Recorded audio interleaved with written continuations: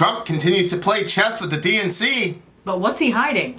Let's talk about it, y'all. Middle America.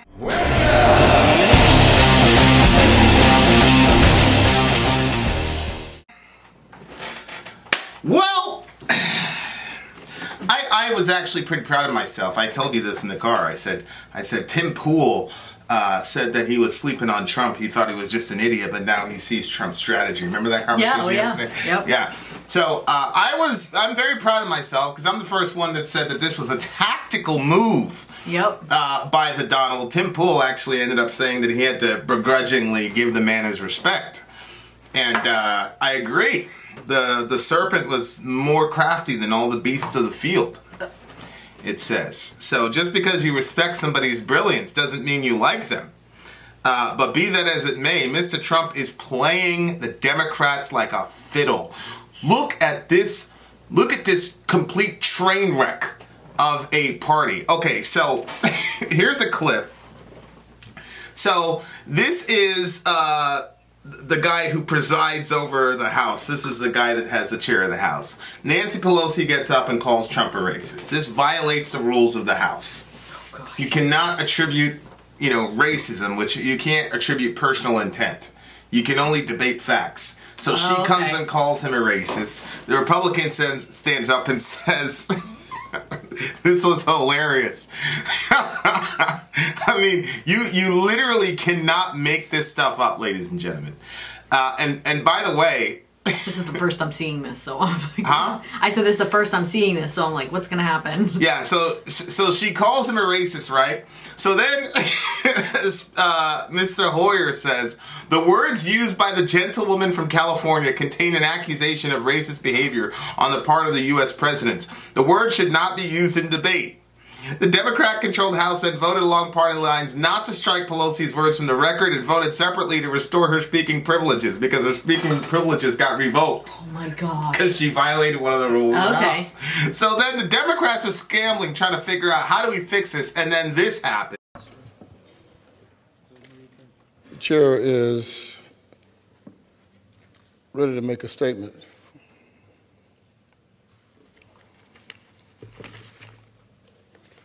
I came in here to try to do this in a fair way. I kept warning both sides, let's not do this, hoping we could get through. Mr. Japal had a situation where we could be in here on another motion to take down words of a friend of mine, but we don't ever want to pass up, it seems, an opportunity to escalate, and that's what this is. I'll dare anybody to look at any of the footage and see if there was any unfairness. But unfairness is not enough because we want to just fight. I abandon the chair. Whoa. Abandon the chair? Is that what he said? He's there, he's walking off. He's like, abandon the chair. I'm out of here. So then everybody's like looking around at each other like, what is going on? Because as a Democrat, they didn't want to affirm the fact that Pelosi was booted and all the rest of it. And there's no way for him. So he goes, I'm abandoning the chair. Oh my God. Trump's got these people looking silly. Oh my goodness. Shout out to the big homie. Trump has people looking silly right now. This is the Democratic Party. These are the people I'm supposed to vote for. These are the people that are going to get us Medicare for all. Really? All dysfunctional. Here is Trump's latest tweet that kind of betrays the strategy that I brought up. I'm extremely proud of myself, if you can tell. Here's Trump's... Oh, yeah. So listen to what Trump says. This is on July 15th. The Dems were trying to distance themselves from the four progressives, but now they are forced to embrace them. This means they're endorsing socialism, hate of Israel, and the USA. Not good for the Democrats. Yikes. Isn't that exactly what I said in the first video on this topic? That's crazy. Isn't that exactly what I said? He just put the cards out on the table. Nancy Pelosi was trying to get the Justice Democrats to be quiet. She was saying, hey, it's election season now. You guys got to shut up. Once we get a Democrat in office, you can go back to being a crusader and all that. And she was trying to distance it because what people don't know is that AOC, for example, is known by 77% of the public, but it was only liked by 22% of them. So the progressives are in their echo. If you listen to a progressive echo chamber, it could seem like everybody in the world likes these people. No, they're not Bernie Sanders. Bernie Sanders is the only progressive that is liked universally. AOC is not liked universally, and she's the head of the Four Horsemen. Yikes. And Pelosi knows that, and Trump knows that. So what does Trump do? He puts them in a situation where they have to rally around them, and those ladies couldn't pass up the opportunity to hold a special press conference where the four of them got to stand up there and do their thing. See, they couldn't resist it. And then Pelosi's stuck defending a group of people that she doesn't like. Pelosi has said more things against them in the last 4 weeks than Trump has. That's a fact. And she sniped at them. They've called each other all the crazy dysfunction. And Trump purposely stoked all that bullshit. And the Democrats just completely head over heels fell for it, and they just looked like complete morons yesterday. I was so embarrassed. I didn't even shoot. It would have gotten me thousands of views, but I couldn't shoot the Pelosi meltdown. It was too much, and I didn't want to pay too much attention to it. But there's nothing can be done.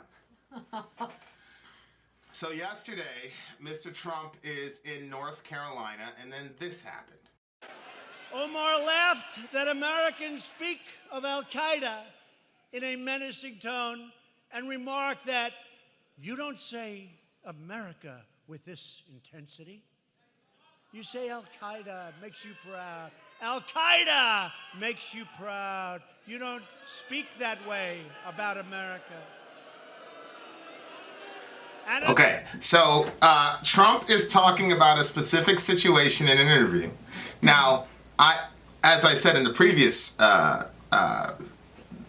video, I shot a 20-minute video defending Ilhan Omar's 9/11 comments. Yeah, yep. Okay, so now Trump made this statement about Ilhan Omar where she supposedly said, oh, if you don't say America with any sort of strength, but you say Al-Qaeda, you feel strong, like a strong person.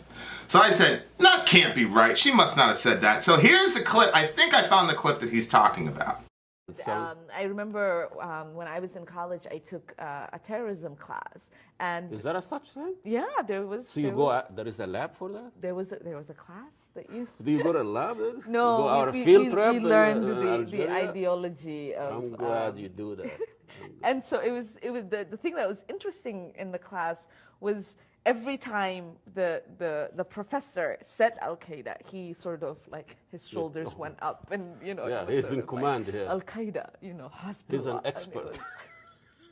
And it was, what's his name? What put his name on the air? Where does he live? Saying his name. Yeah. You probably get to see him on CNN. Yeah, of course. I love those guys. But it is that you don't say America with an intensity. You don't say England with an intensity. You don't say the army with an intensity. Qaeda. But you say these names because you want that word to carry weight. Oh boy. That's not good. She said that. And I watched the full video, and it was not taken out of context, and it actually got worse. So, he's telling the truth. Then this happened. And at a press conference just this week, when asked whether she supported al-Qaeda, that's our enemy. That's our enemy. They are a very serious problem that we take care of, but they always seem to come along somewhere. She refused to answer. She didn't want to give an answer to that question. Omar blamed the United States for the crisis in Venezuela. I mean, think of that one. And she looks down with contempt on the hard-working Americans, saying that ignorance is pervasive in many parts of this country. She said that? And obviously, and importantly, Omar has a history of launching vicious anti-Semitic screeds. Yikes. What are they saying? Send her back.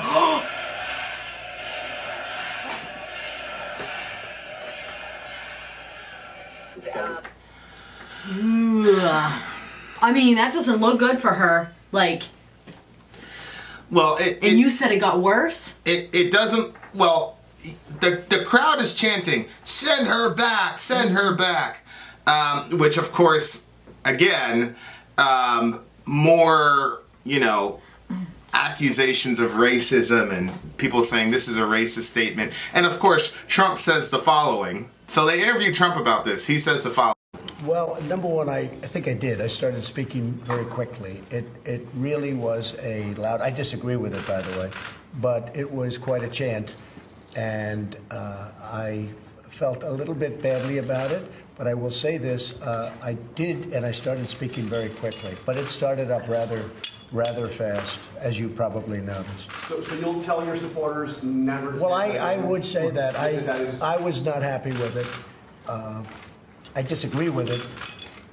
But again, I didn't say that, they did, but I disagree with But it. they were echoing what you said in your first tweet, that they should go back. Well, I don't think if you examine it, I don't think you'll find that, but I disagree with it. Anybody else?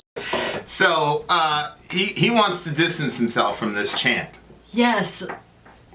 And his excuse was, hey, they said it, not me. Right. Are you serious, bruh? For real? Yeah. I mean, this is one of those, hey, I didn't say it now. Yeah. You're the leader. Yeah. They would have followed you. At least articulate that you just, look. Right, because he didn't say it in that moment, like, no, or anything. This is what I talked about when I shot the Candace Owens video when she supposedly endorsed Hitler. Yeah. And then the very next day, the same thing happened with Ilhan. They took her out of context. Mm-hmm. And I looked in the camera and I said, "You're going to get these girls killed." Mm-hmm. So the thing that, and I blamed AOC yesterday for that idiot with ICE that went off and got himself killed. Yeah. Because he was storming a concentration camp. Right. So I've been saying these people need to take accountability for what they say. If you got a mob of ginned up, angry America, and this is North Carolina, so I can't use the accent this time, and you're going to tell me that not one of them is going to go out there and try to do something to this lady? She gets death threats all the time. Yeah. So, I think that was incredible. I don't blame him necessarily for the send her home chance, and I'll tell you guys why in a second. But I do blame him as a leader for not quelling that and not speaking out against violence toward her. I do hold him responsible for that.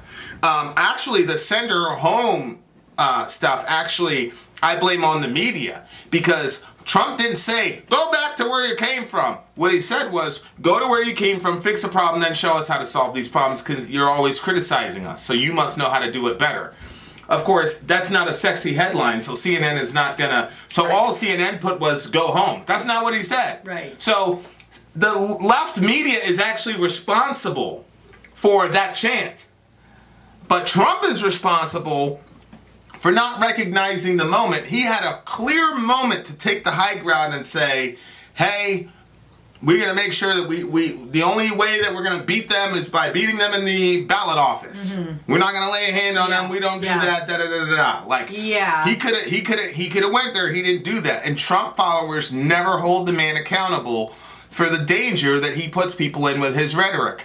He said, he kept using the term invaders to speak about asylum seekers, which we're actually going to get to. Mm-hmm. Wait till the end of the video. He uses these inflammatory terms to talk about asylum seekers, and then a guy goes in there and blows a bunch of Jews away who are going to help these asylum seekers. Mm-hmm. AOC talks about concentration camps, and then some idiot, I shouldn't say that, God bless him, I hope he's with God, but he went over there on a suicide mission, and as we said yesterday, he could have got those poor people killed through, thermal burns and smoke inhalation. Yeah. So like none of these people want to take responsibility for the fact that they're using inflammatory language. Can you imagine Can you imagine being a person and thousands of people are saying, "Get out of here"? Oh, yeah. I mean, and she's pretty easy to pick out in the crowd, obviously.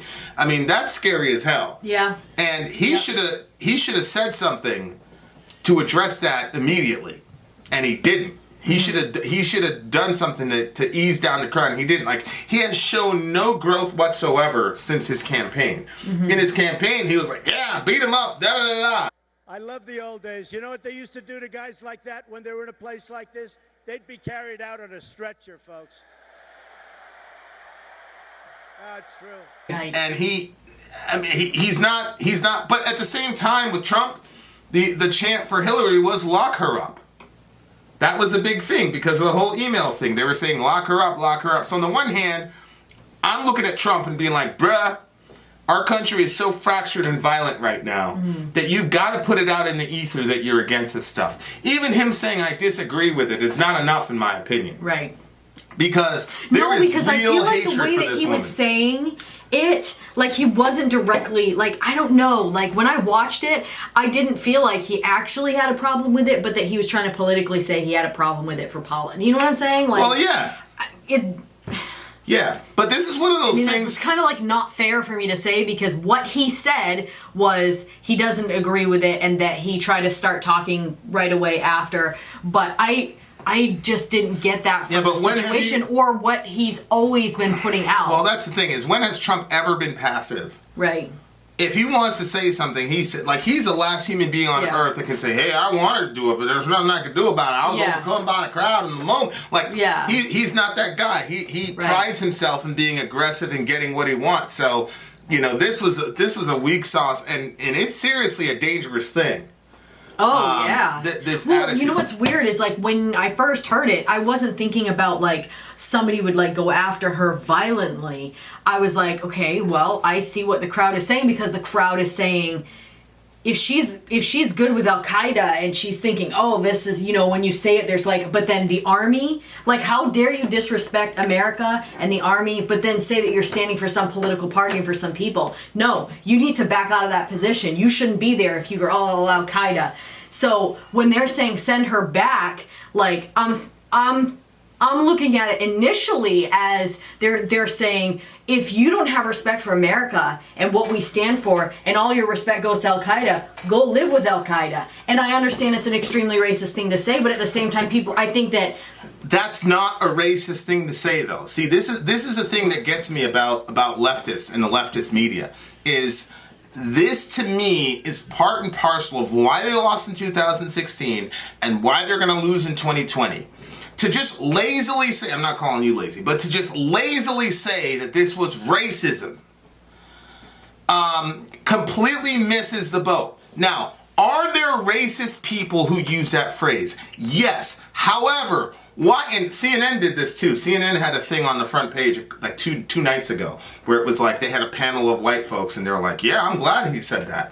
And of course, the subtext all of it, look at these racist white people. Mm-hmm. Okay, well, let's look at a couple things, shall we? Oh, the 2008-2009 apology tour that Obama went on in the Arab world, where he just went around apologizing for being American, and of course the bowing to the Japanese emperor and bowing to the Saudis. That might have something to do with it. Or maybe this, where a kid gets suspended for wearing an American flag t-shirt. What? Or maybe this statement from Michelle Obama. Let me tell you something. For the first time in my adult lifetime, I'm really proud of my country. What? She's in her 40s when she said this. For the first time in my adult life, I'm proud of my country. Oh my gosh. So, instead of just saying, oh, they're racist, maybe you could actually do some analysis of the last, 12 years about the way that Democrats have spoken about America to Americans and on the public stage. Yikes. And about how you almost, especially during the Obama administration, had to apologize for being an American. Yeah, that's a problem. That is a problem for sure. That offends a lot of people. I don't know about you, Miss Omar, but when I hear Al-Qaeda, I definitely get certain inclinations, but it's probably not the inclinations that you want. And when I hear U.S. Army, I absolutely am proud. Now, I mean, we all know the Army's soft and Marine Corps is, they're actually... But you get what I'm saying. Like, I don't know what you're talking about, Miss Omar, but, you know, when I go to a baseball game or something, that that anthem comes up, I get a little emotional. Still. I know good people who put everything on the line for this country. And there's nothing wrong with saying, yeah, we have our flaws, but we're still the greatest country on the planet ever. Nothing wrong with saying that. Especially if you're an immigrant. By the way, I'm an immigrant. But my loyalty is completely to this country. And what the DNC doesn't realize is, hey, guess what, guys? Every 4 years in the Olympics, Americans are happy when an American wins a gold medal. You know what that means? That means most Americans still love their country. And most Americans personalize their country. And when you keep saying things against America, eventually somebody's going to come along and say, well, then get the fuck out. You know, like, move. What parent hasn't said that to their kids? Oh, you don't like it here? Get the fuck out. Let's see how you live outside. I got teenagers. Huh? But if you want to just be lazy and say, oh, this is just racism. This is just plain racism. No, it is a reaction to your party for the last decade spitting on the flag. Now look, I supported Colin Kaepernick in the kneel thing. I still do, because Colin Kaepernick explicitly said, we're not living up to the ideals of what the flag represents. I think that that's beautiful. However, the way that the right-wing media framed the situation, they framed it as yet another attack on America. And we would have been a lot, in my opinion, if it wasn't for the Obama years, where you had to apologize for being American, Kaepernick's struggle actually would have had a better hearing. But because Obama poisoned the well for 8 years, people looking at this like, oh, here's more anti-America stuff. So if you want to be lazy and just say, oh, it's just racism, go for it. You're missing the people that you want to vote for you. There are not that many dyed-in-the-wool racists in that auditorium. And believe me, if you've ever heard me talk about race and racism, I know it's there. I speak about it all the time. I was raised reading Roots and Marcus Garvey. I'm a half Pan-Africanist, for God's sake. I know racism when I see it. This is a reaction to 10 years of being told that you need to apologize for your country. And your president bowing down. We're Americans. We fought against the king. Don't bow to anybody. What's wrong with you? I love, Barack Obama, the first black president, and I was the one that told you about that. It's like, you see this fucking guy? So that's what's happening. Now, I get it. There is a racial element to it, but that's not the only element to it. Trump is pressing that nerve of anti-Americanism that the Democratic Party has been spewing. You've got the First Lady of the United States. I'm out for the first time in a long time. I'm proud of my country. Well, go somewhere you can be proud then. You're not proud of this country. Go ahead. Go somewhere. See, I'm black. I'm saying that to a black lady. It must mean I hate myself. No, it means I love my country, and I don't like people talking shit about my country like it's irredeemable, okay? I don't like that. I don't like it. Now, I want Medicare for all. Trump is not going to give that to us. I want open borders. We're going to see in a second. Trump is definitely not giving it to us. And the thing that pisses me off about the Democratic Party is they refuse to be nuanced in their interpretation of the Donald Trump phenomena. They refuse. So you're just going to lazily say that all these people are racist. They're just all racists. Ridiculous. You guys are about to afflict us with another 4 years of Trumpism because you can't think with any nuance whatsoever. You morons. It's not that simple. And when is the Democratic Party going to hold themselves accountable? I know. You've been saying, and when are they going to hold Ilhan accountable? Because this is the second time she's screwed up on terrorism. One, she's not good at foreign terrorism because she won't come out and explicitly disavow Al-Qaeda. She just glorified them at the expense of U.S. troops, by the way. Jesus. And then we just saw a clip yesterday where she refused to denounce domestic terrorists like Antifa. As a matter of fact, she went out and called Trump a fascist today, which you could say is a dog whistle to Antifa elements, right? Since we're doing the dog whistle thing where we're interpreting what people say, even though they didn't say those things, but it's kind of one of these things. She just called Trump a fascist, so I guess that was a dog whistle to Antifa, since it's the logic that we're using. Stupid. God almighty. Okay, now, here's the thing. I initially said, what were you going to say? This is the first I've seen of Michelle Obama saying that. Oh, yeah. And that's highly offensive to me. Yeah, I saw you getting a little emotional there. Why? Because, like, I feel like, well, obviously my main loyalty is to God, but other than that, like, I love my country and I love the freedoms that we have here. And then when you watch stuff like, you know, Five Finger Death Punch and, you know, the song they did and stuff like that, and you know, like, people have fought for our countries. They've literally lost their minds in battle for us to maintain our freedoms. And then you have people that are going up in the public forum and shaming America. And I think that that's horrible. And I don't even understand why this woman still has the position that she has. Ilhan Omar? Yeah, I'm so offended by her. By when I watch that clip, like, that makes me. Matter of fact, it makes me angry. I feel angry that she's going to talk about and, like, do all of that, and then the way that she said it wasn't even the way that she said America and the way that she said Army. I don't like it. Like, you know, I know that America has its problems. Believe me, like, I have no problem talking about our problems, but at the same time, like, we are an amazing country, and it is cool to have the freedoms that we have. And for all the power that America does, there is so much evil we could do with that. We could enslave them, everyone. You know what I'm saying? But, like, I just feel like that, like, we do a lot of good with what we have too. You know, there's a lot of help that we've given to other countries and other places. It's not even close. It's not even close. Not even close. So it's like, but it's kind of one of those things where it's like, you know how, like, your brother, you can say something about your brother, but heaven forbid somebody else does, or you can slap your brother, and nobody else better lay a hand on your brother. Yeah. You know what I mean? Like, that's how I feel about America. Like, I can say, you know, like, that America has this and this issue, but I still have a love and a respect for America, and I'm glad that I was born in America. Well, it's like my mom. You know, I love my mom's policy. My mom, I was terrible. I was a horrible kid growing up. And, you know, people would say, Vincent did this and that. She'd be like, oh, well, yeah, your kid probably deserved it. And then when we're inside, she'd go, what's wrong with you? Yeah. Keep me doing that. Like, it's that type of conversation. Like, none of us are ignorant of the fact that we've done some horrible things in the world. We've done terrible things in the world. Right. I talk constantly about, ironically enough, Barack Hussein Obama's 26,000 authorizations of drone strike that undoubtedly probably killed between, you know, 15 and 30,000 civilians. Terrible. I've said our border policy is horrible, which Mr. Hussein Obama also instituted with the cages. Terrible. I disagree with it. Yeah. But we're still the best country on the planet ever. And am I biased? Of course. And if you're in Europe, and you're in the UK, you're supposed to feel that Britain is the greatest country on the face of the earth, or a collection of countries, whatever y'all are over there. There's nothing wrong with that. Yeah.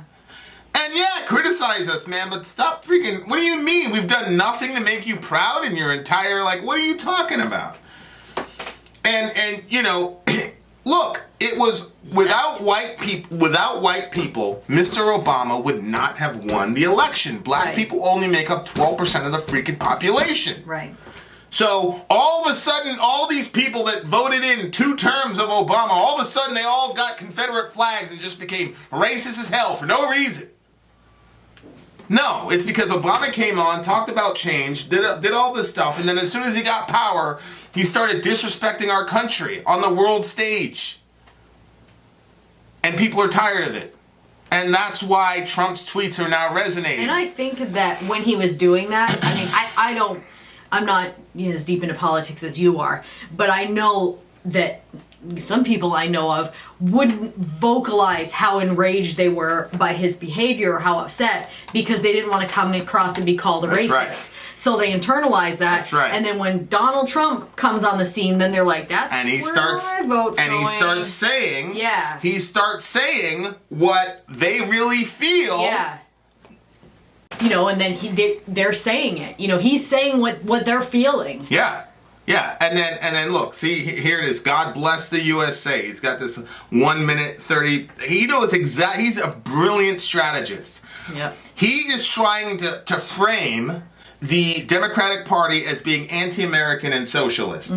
And the most extreme elements, the progressive, have said horrible things about America, and they're all socialists. Now, so am I. The socialist term doesn't scare me, but most Americans are scared to death of the socialist term.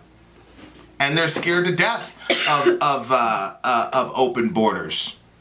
And Trump is playing this perfectly, and he knows Ocasio-Cortez is only at 22% approval rating, but that's a terrible combination. When 77% of people know you and 22% of people hate you, that's a problem. that is. It's better to not be known than to be known and hated that way. And Trump is forcing them to their left so that he can just walk through the park in election season. Oh, for sure. If the Democrats would have just shut up about the tweet, and if the leftist media would have just shut up about the tweet and everybody moved on with their lives, then we would be talking about this issue now. Now, here's Trump's real end game. What did the end of that video say? God bless America, and then it said something about the squad.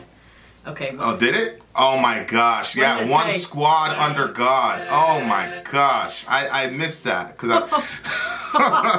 America, one squad under God. 2.95 million views released today.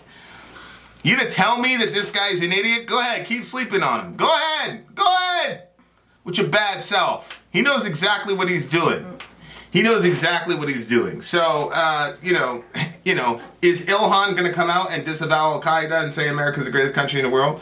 I'm sure later on she has said positive things about America, but you can't undo something like that without directly addressing it. And if she's not going to directly address that, look, audience, if you've got a video where she comes out and explicitly condemns Al-Qaeda, I'd like to know.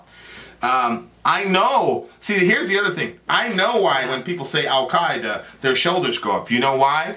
Because in the 70s and 80s, the United States was intimidating the entire planet, and Osama bin Laden was the only guy that was like, screw you guys, I'm not scared of you. We're going to do whatever we want to you. And so he restored some sort of dignity in the mind of Middle Eastern young people and Muslim young people. That's why. Yeah, but she's saying the professor. I was under she said the professor, but she wouldn't name the professor, and then she said, you'll see him on CNN. So we don't know who her professor was. It could have been Anwar al-Awlaki, radiyallahu anhu. Oh. You see what I'm saying? Yeah, I just assumed that it was like, okay, never mind. Yeah, it's a complete mess. And for the Democrats not to deal with that, I'm sorry, but Trump, all this stuff that you guys are saying, Trump, it's all on video now because it's 2019. That's just going to be a constant roll. And they still don't get it.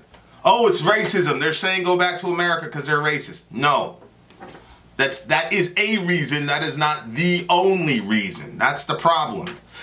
Good God. Okay. Now, what is Trump's... Now, I got to give Tim Pool credit for this because he was the one that first broached this. So I'm the one that came up with the strategy thing.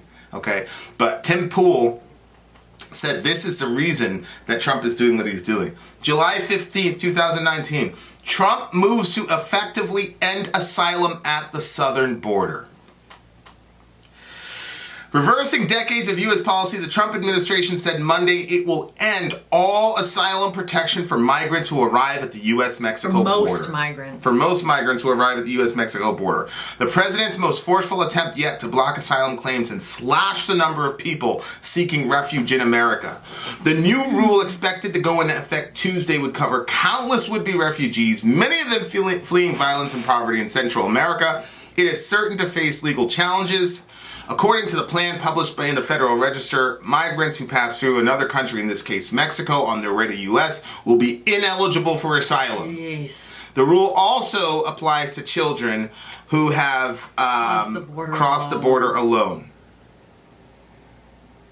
Immigrants' rights groups, religious leaders, and humanitarian groups have said the Republican administration's policies amount to a cruel effort to keep immigrants out of the country. Wow. Guatemala, Honduras, and El Salvador are poor countries often racked by violence. This is yet another move to turn refugees with well-founded fears of persecution back to places where their lives are in danger. In fact, the rule would deny asylum to refugees who do not apply for asylum in countries where they are in peril. What? Said Eleanor Acer of Human Rights First. ACLU attorney Lee Gellert said, who has litigated some of the major challenges to the Trump administration's immigration policy, said the rule was unlawful and the group planned to sue. The rule, if upheld, would effectively eliminate asylum for those at the southern border, but it is patently unlawful. So while the CNN, NBC, MSNBC, while they're all doing their pearl clutching at send her home and all this other thing, Trump is shutting down asylum for Central Americans. Oh my gosh. This was dated the 15th. Why was this not the headline news? What was the headline news? The Big Four coming on talking about whatever. What are they talking about on the House floor? Are they talking about resolutions to deal with this? To bring this to our attention? No. We got Nancy Pelosi talking about Trump being a racist. I don't care. I care about this. Yeah. I care about I care about actual legislation that is making it so that these people can't even come legally through a port of entry. I mean, isn't that the argument that the Republicans always use? Well, if they come here with good intention, they come here with good intention, why don't they come through legally? Yeah. I don't have a problem with immigration. I just have a problem with illegal immigration. Oh, that's very convenient. So now you can make even asylees illegal, so then you can continue to say you're against illegal immigration. And the facts are you're just trying to keep people out of your country. Yikes. That's what's happening. Yeah.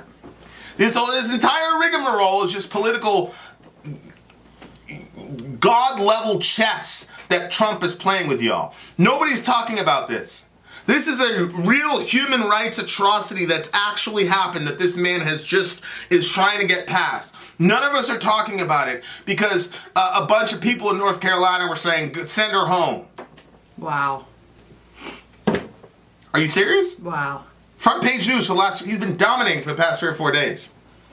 And he won't stop talking about it. And it's like, hey, look over here, look over here. It's like that stupid thing, when you got a kid and he's 5 years old, they don't figure it out. Mm-hmm. And you go like this, and you really want the thing over here. Mm-hmm. What, is there a bug on your shirt? This man is effectively, if you pass through a third country, you have to apply in the country where you're running because you're scared to death. Right. It's just a complete heuristic to make it so that these people can. Right. It's gonna, which then is gonna make it so that even more of them are illegal, which is gonna shoot up the necessity for more cages and more concentration camps. Oh, that's terrible. Oh, that's so sad. And even if a kid makes it by themselves, they won't let them in. You can legally turn these kids away. I can't imagine what it would be like as a parent and you want to protect your kids at all costs, you know what I mean? You would I easily know that if my kids' lives were on the line, I would throw myself into a meat cleaver if I had to, whatever, it doesn't matter, whatever would save their lives, I would do it. But to be in a country where you can't protect your kids and then you're trying to go someplace where you can get them protected and then you can't get in, that's just sad. Yeah. And he's putting out legislation.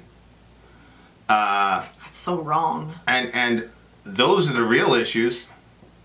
And everybody always says, oh, well, we can't get overpopulated and blah, blah, blah. We have plenty of area. We have plenty of stuff right now. Let's worry about overpopulation when we get there. We can worry about some extreme thing like this when we get there. We're not there yet.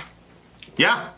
Yeah, we're not close to there, but again, this is his strategy, and you can say all you want about he destroyed an Iranian drone, so that's front page news right now. That's fine, but you can say all you want about what he did, and I keep telling you guys that you underestimated him. That's fine, but what's on MSNBC? Epstein, 9/11 fund, Trump send her back rally. Nothing about what he just did. This is historic stuff. Yeah. Nothing about it. And then the stupid impeachment thing, which was embarrassing. And Trump talked about this too. They said it's time for Trump to get impeached. And then, the vote came out. It was like 392 to like 2 or something like that. It was some embarrassing, terrible number. The Democratic Party is just, they're in complete ruins right now. Mm-hmm. They're in absolute and total complete ruin. And they don't get it.